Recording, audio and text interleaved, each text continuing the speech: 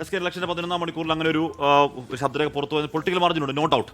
പക്ഷേ പൊളിറ്റിക്കൽ മാർജിന് അപ്പുറം അതുമായി ബന്ധപ്പെട്ട ചില ചോദ്യങ്ങൾ ഉറപ്പായും ഓഫ്കോഴ്സ് ഉണ്ട് SK. കാര്യം ഈ പറഞ്ഞ മാൻമേഡ് ഡിസാസ്റ്റർ ആണ് എന്നുള്ള കാര്യം നേരത്തെ ചർച്ചയായ കാര്യമാണ്. അത് രമേശ് ചെന്നിത്തല നിയമസഭയിൽ പറഞ്ഞത് മാത്രമല്ല, CAG റിപ്പോർട്ടിൽ പറഞ്ഞ 1, 2, 3 കാര്യങ്ങൾ. പ്രളയ സമയത്ത് ഇടമലയാർ ഡാമിന് ജലനിരപ്പ് നിയന്ത്രിക്കാൻ റൂൾ കർവ് ഉണ്ടായിരുന്നില്ല.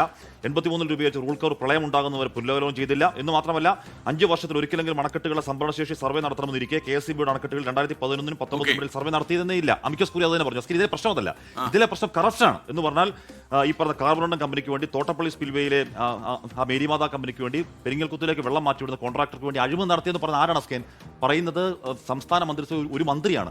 അതേ പാർട്ടിയിൽപ്പെട്ട മറ്റൊരു മന്ത്രിക്കെതിരെയാണ് പറയുന്നത്. ആ ശബ്ദം കൃഷ്ണൻകുട്ടിയുടെ ശബ്ദമാണെങ്കിൽ അത് കുറച്ചുകൂടി ഗുരുതരമാണ്. മാത്രമല്ല അത് മന്ത്രി കൃഷ്ണൻകുട്ടിയുടെ ശബ്ദമാണെങ്കിൽ ഗുരുതരമാണ്. അങ്ങനെ SK ഇത് ആണെന്ന് അദ്ദേഹം പോലും കോൺഫിഡന്റായി ഉറപ്പിച്ച് പറയുന്നില്ല. അതിൽ അന്വേഷണം ഉണ്ടാവണം SK.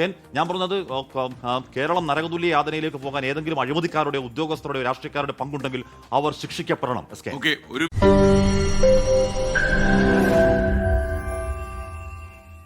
ലോകത്തെവിടെയായാലും ഏത് സമയത്തും 24 വാർത്തകളും ഓഗ്മെന്റഡ് റിയാലിറ്റി പാക്കേജുകളും എക്സ്പ്ലെയിനറുകളും വിശദമായി കാണാൻ ഞങ്ങളുടെ യൂട്യൂബ് ചാനൽ നിങ്ങൾക്ക് സബ്സ്ക്രൈബ് ചെയ്യാം.